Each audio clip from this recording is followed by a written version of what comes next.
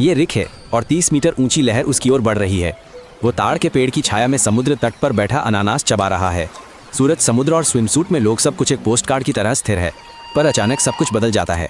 समुद्र तेजी से पीछे हटने लगता है जिससे उसका तल दिखने लगता है। पानी में बस छटपटाती मछलियां और डूबे हुए छाते रह जाते हैं।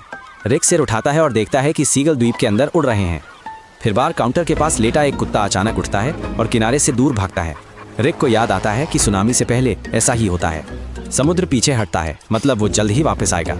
लोग आसपास मुस्कुरा रहे हैं। कोई फोन के साथ पानी के करीब जा रहा है। बच्चे मछलियों से खेल रहे हैं। किसी को कुछ समझ नहीं आ रहा है। रिक उठता है और चारों ओर देखता है।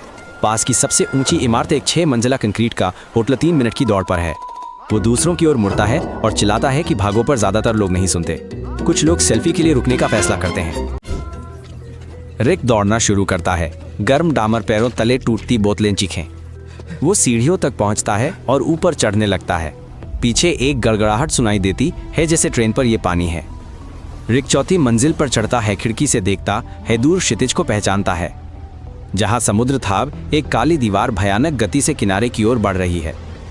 ये फिल्मों जैसा बिल्कुल नहीं है। सुनामी पानी का एक विशाल द्रव्यमान है जो तटरेखा के साथ फैलता है। ये एक सघन दीवार की तरह सीधा बढ़ता है, अपने रास्ते में सब कुछ बहा देता है।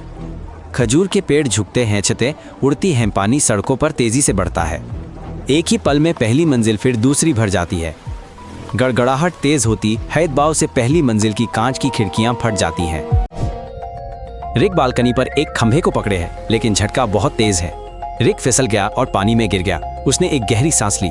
ये सिर्फ पानी नहीं है, ये टहनियों, इमारतों, फर्नीचर और कांच की चलती चक्की है। रिक को झटका लगता है। उसे चोट लगती है। वो घूम जाता है। अंधेरे में ऊपर नीचे का पता नहीं चलता। उसका पूरा शरीर कसता है। दबाव से कान बंद हो जाते हैं। वो बाहर नहीं निकल पाता। वो पूरी ताकत से पकड़े रहता है। रिक सतह पर आता है, पर ज्यादा देर नहीं। दूसरी लहर उसे फिर खींच लेती है। वो दोबारा नीचे चला जाता है। पानी में वो एक कार से टकराता है। फिर उसे कुछ नरम मिलता है। ये एक गद्दा था। वो टूटे घर से ऊपर आया था। रिक उसे पकड़े रहता है।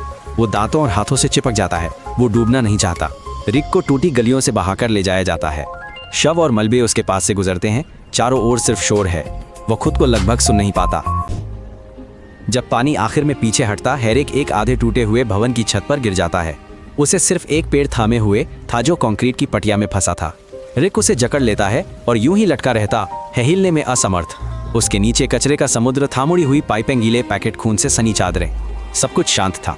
केवल छतों से बहता पानी खामोशी में टपक रहा था। रिक जीवित है, पर लगभग शक्तिहीन। सुनामी भूकंपों से पैदा होती है। जब समुद्र की तली में एक विशाल प्लेट खिसकती है तो उसके ऊपर का पानी तेज धक्का पाकर आगे बढ़ता है। खुले समुद्र में लहर की ऊंचाई आधा मीटर ही हो सकती है, पर वो हवाई जहाज की गति से चलती है।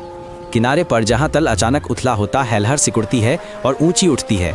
इसीलिए टकराने से पहले समुद्र पीछे हटता है। ये सांस लेने जैसा है। और फिर -1 जानलेवा सांस छोड़ना। अधिकांश लोग लहर से नहीं बल्कि अज्ञानता से मरते हैं। वे चीजों के पीछे भागते हैं, फोन लेने वापस जाते हैं, तस्वीर लेने पानी के पास जाते हैं, या फिर सदमे में जम जाते हैं। उनके पास 3 मिनट होते हैं, पर वे उन्हें खो देते हैं। जो तुरंत समझ गए क्या हो रहा है, वे भागे और ऊंचाई पर चढ़ गए। वे ही जीवित बचे जो नहीं हिचकिचाए। रिक बच गया क्योंकि उसने अपनी आंखों पर भरोसा किया।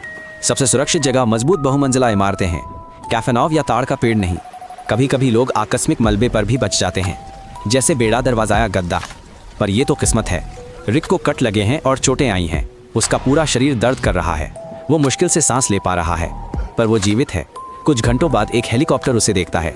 रिक को एक रस्सी नीचे भेजी जाती है।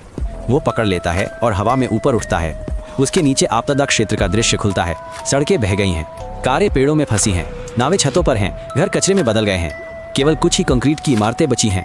रिक बच गया। आज वो भाग्यशाली था, तो उसे अपनी सदस्यता से समर्थन दें।